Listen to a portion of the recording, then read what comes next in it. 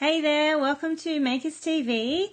Today I'm going to tell you about the 5 pillars of a product that sells. I'm Michaela Danvers of themakerscollective.com.au and I publish weekly episodes delivering short, sharp, actionable lessons to strengthen your brand and grow your business.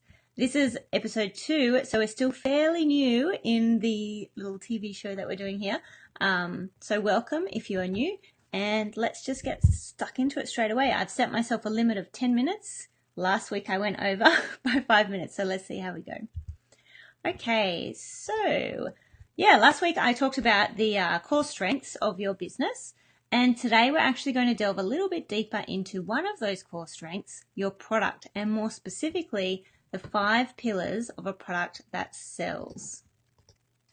And as we go through these 5 pillars, I'd really love to see any of your comments on each of them. I'd love you to actually be thinking about your own product as we go through these and really think about if you can easily define how your product fits within each of these 5 pillars. And you'll sort of get an idea then of maybe like why your product is not selling that well if one of the pillars are not strong in your business for your specific products.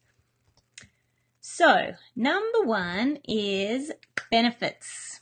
Your product needs to solve a problem for someone. And this is where a lot of people get tripped up because a lot of the time, if you're not solving like world peace or changing lives, in any really significant way, then a lot of people who are starting out in business sort of think, oh, well, my product doesn't solve a problem. It's just a pretty necklace, or it's just a cushion that people might buy, or it's just this, or it's just that.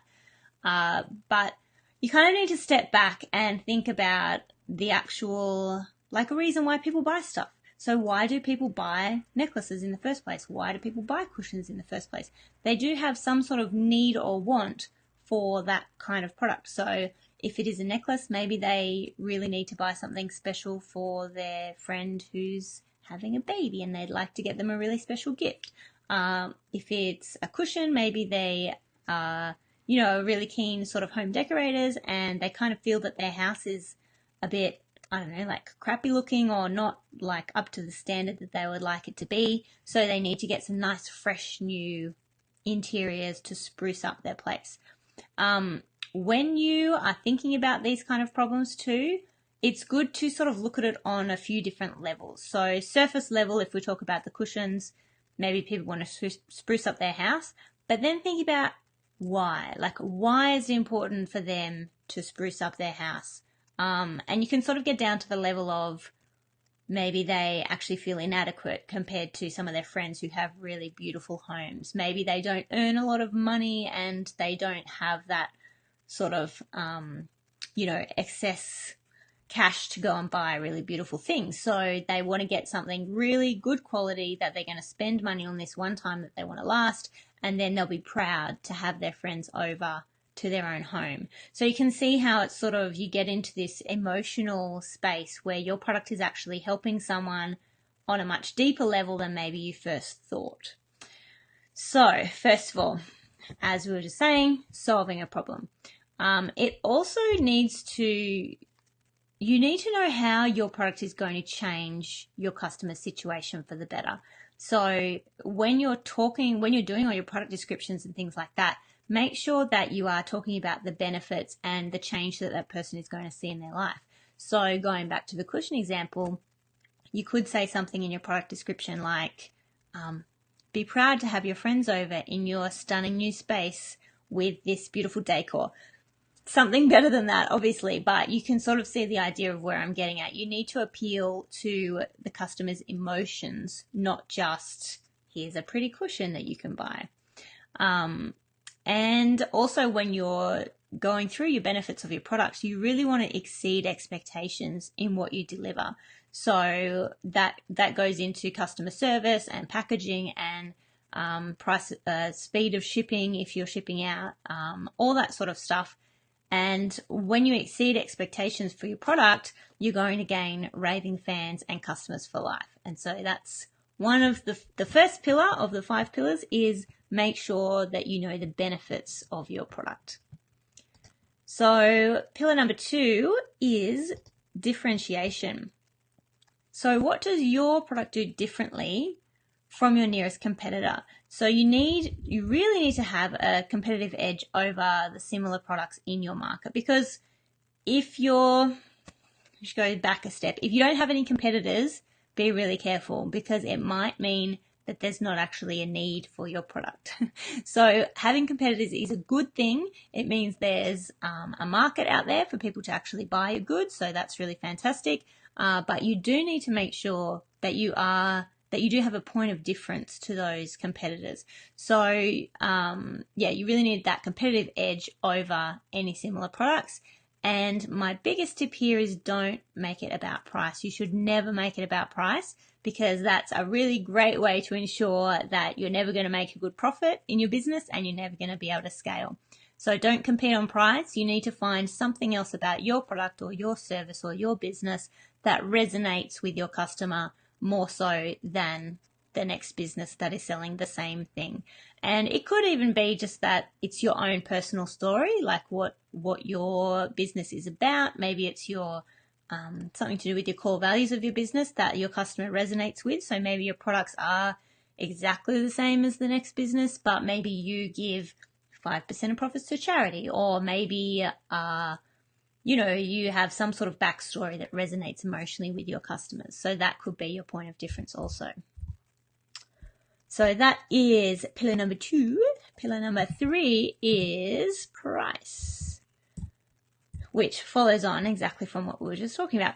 So your pricing for your product really needs to be right for your ideal market. And what that means is don't compete on price, because if you're, like, just as an example, if your target market is like highly affluent people who live in Sydney's inner north suburb, something like that, they are not going to buy your item if it's cheaper than your competitor, but they're like a similar product. Because what happens is, when people are like used to spending a little bit more on quality goods, if something is cheaper or too cheap, they think there's something wrong with it. So you have to be really mindful of where your target market sits in the sort of socioeconomic scale, and make sure that you're pricing your goods within that like bracket of where it fits. Because yes, if you price too low, then those people just won't buy it. They'll think there's something wrong with it. And of course, if you are aiming for sort of a lower income bracket and you price it too high, they're not going to buy it either. And the high income people, it won't appeal to them, because you were trying to appeal to the lower income market. So you really need to make sure that you are targeting the correct people, first of all. And we're going to go into that more next week in our customer core strength. But yeah, just making sure that your price is appropriate for your target market, and don't compete on price. Okay, so that's pillar number 3. And pillar number 4 is place. So your products you really need to be selling your products where your ideal market finds it easiest to shop. So like where they are hanging out. So if you are selling only on Facebook, like maybe you don't have an online shop, but you're selling on Facebook, if your customers aren't there, or they find it difficult to shop on Facebook, maybe they just don't like jive with that very much, then you're not making it as easy as possible for them to shop with you. That's talking about online shops, obviously. So just as an example, like lower end products generally don't do well at really high end markets. And on the flip side, high end products don't do well at like a car boot sale. So if you have a really high quality sort of luxury item that's priced really high, hi Georgie, then you don't want to be selling that at like the car boot sale or the trash and treasure markets. It just will not sell. You might be lucky if one of your ideal customers just sort of strolling through and they see your thing and they're like, oh, okay, that's out of place, but that's what I want, so I'll get it. But you'd be very, very lucky to have that happen. So you need to make sure that you're in the right place with the right people for your product, and where it sits in the pricing scale, and where you are, who you're marketing it to.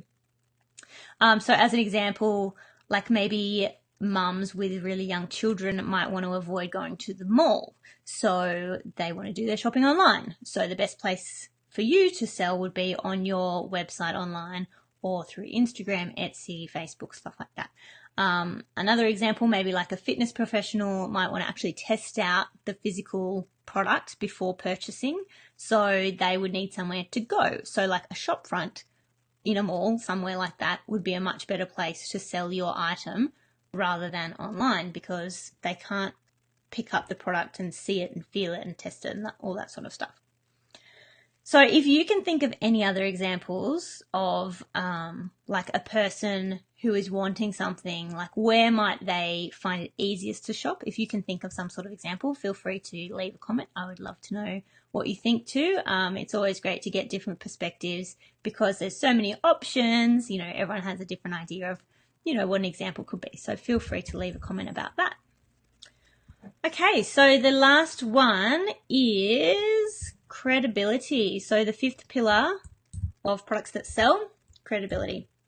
So it's just a fact that people are much more likely to purchase if others have done so before them and those people have been happy with their purchase. So you can always go, if you go onto like Bingley or any appliance store, Harvey Norman, they always have the review section, and you can read what other people have said about the product, and it really influences people's purchase behavior. So you really want to include testimonials on your product page and just try and get feedback from every customer. So anyone that buys anything, have a little like hopefully automated, but otherwise just do it manually, like follow up with them and say, hey, just wondering how you like your product. Is it going okay? Do you need any help with anything?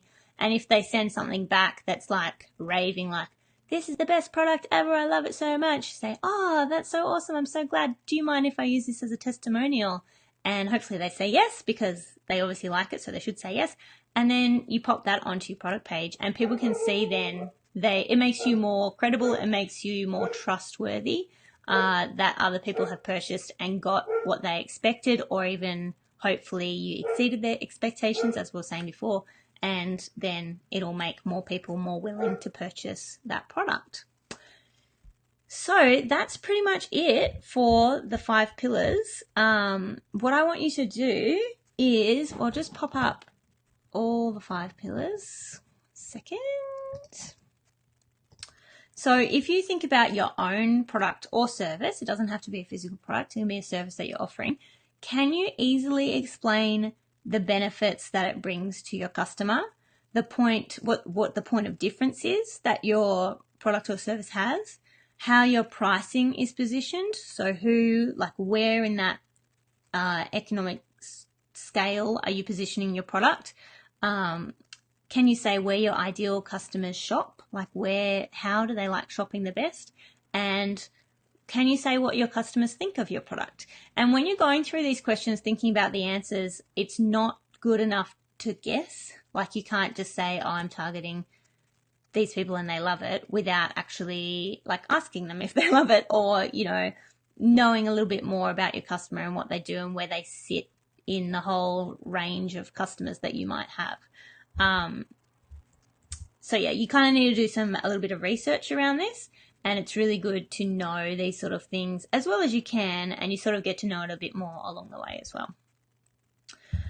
So that's it for the pillars. Now, if you would like more help defining these pillars for yourself, for your product, then you might consider joining the Makers Academy, which is a membership for makers and creators like yourself wanting to learn how to sell your stuff so you can replace your 9-to-5 job and with something that you're a little bit more excited about, because that's what we like to do here. We like to teach people how to do what they love every day for an income and a job and a career, rather than the boring 9-to-5 or whatever situation you might be stuck in at the moment. So feel free to check that out over on www.themakers.academy. And yeah, that's it for today. So I'll see you all next week. Feel free to leave a comment below. And thanks, guys. See you later.